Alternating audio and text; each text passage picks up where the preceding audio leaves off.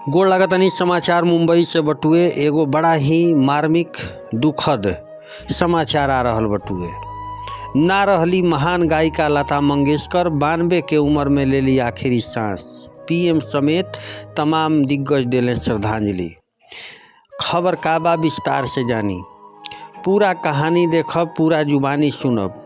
लता मंगेशकर के जीवन का रहल, कैसे शुरुआत कैनी यहाँ के, लेकिन पहले विस्तार से जानी। देश के मशहूर गायिका स्वर कोकिला से जाने जाए वाली लता मंगेशकर के निधन हो चुकल बा। इनका निधन से बॉलीवुड इंडस्ट्रीज में शोक के लहर बटुए।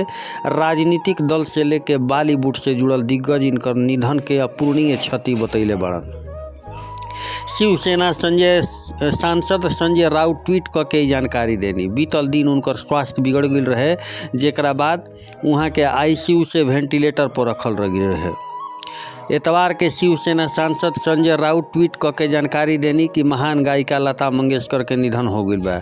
डॉक्टर एकरा पहले शनिचर के जानकारी दिले कि लता मंगेशकर के स्वास्थ्य स्थिर होखे के बाद वेंटिलेटर आईसीयू शिफ्ट कइल गई रहे, लेकिन अचानक बीतल रोज इनकर सेहत बिगड़े लागल, जिनका बाद इनका के फिर से वेंटिलेटर पर राख दिहल गई। एतवार के सुबह अस्पताल में आखिरी सांस लेनी। पीएम नरेंद्र मोदी लता मंगेशकर के निधन पे शोक जतैले बानी। ट्वीट करके लिखनी कि लता दीदी के गाना कई तरह के इमोशंस के उभार दिलस। वहाँ के दर्शक तक भारतीय फिल्मी जगत के बदलाव के करीब से देखनी।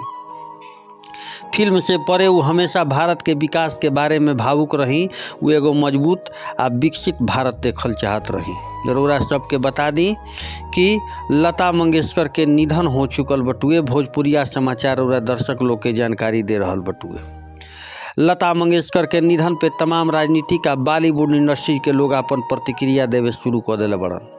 शिवसेना संजय राउत ट्वीट करके लिखनी, वो ये केंद्रीय मंत्री नितिन गडकरी कहनी कि आज हम मुंबई में आयल रही, दुख भरा समाचार सुनी। संगीत के दुनिया में इनकर योगदान के केहू ना भुला सकेला। लता मंगेशकर के निधन के समाचार से बॉलीवुड इंडस्ट्रीज में शोक के लहर बाद तमाम संगीतकार यहाँ के निधन के बड़ा क्षति बतैले बनी। इससे पहले शनिचर के रोज लता के बहन आशा भोंसले अस्पताल पहुँच के हाल चाल जानले रही। जब आशा अस्पताल से बाहर निकली तो उनका चेहरा पे मायूसी से अंदाजा लगावल जा सकत रहे कि लता मंगेशकर के हालत ठीक ना रहे। एकरा बाद एतवार के यानी आज लता मंगेशकर के निधन के पुष्टि हो गई बटुए, यानी कि अब ना रहली स्वर कोकिला लता मंगेशकर। कुछ जीवनी से संबंधित रौरा सबके भोजपुरिया समाचार बता रहल बा। आज तक रौरा लता मंगेशकर के फिल्मी कैरियर आ गाना काला के बारे में सुनले हो खब चाहे पढ़ले हो खब, लेकिन बहुत कम लोग ऐसा हुई हन जौन उनकर निजी जिंदगी से जुड़ल खास बात जानत हुई हन। लता मंगेशकर के बारे में यह कहल जाला कि वो हमेशा से अपना छोट भाई बहन पे बड़ दीदी होके के हक जतावत रही, लेकिन उनकर ऐसा मानल ना रहे। लता मंगेशकर कहत रही कि वो अपन बड़ भाई के सख्त दीदी ना, बल्कि उनका के ऐसा संभालत रही जैसे माई बाबू बच्चन के संभालन। अब ऐसन में बच्चन के बात के भय हो ही जाला कि उनकर माता पिता सख्त बड़न।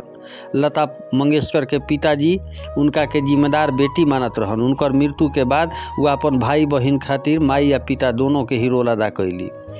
लता रो पड़ेली जब वो कहत रही कि उनकर उनका भाई बहन के बीच कोनो लड़ाई नहीं खे, बल्कि दिल में प्यार के सागर एक दूसरा खातिर भरत रहे। पर समय जब रिश्ता के बीच दूरी बनावेला तो समय ही आपस के दूरी के भी मिटावेला।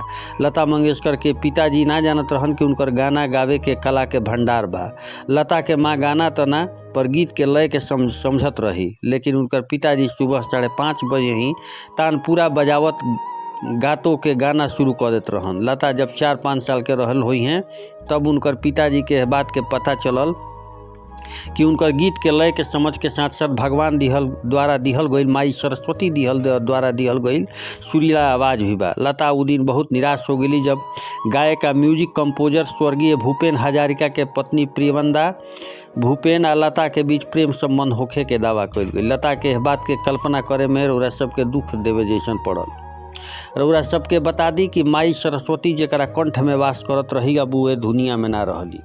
सरस्वती पूजा के आज विसर्जन के दिन है। आज ही माता सरस्वती के विसर्जन होला।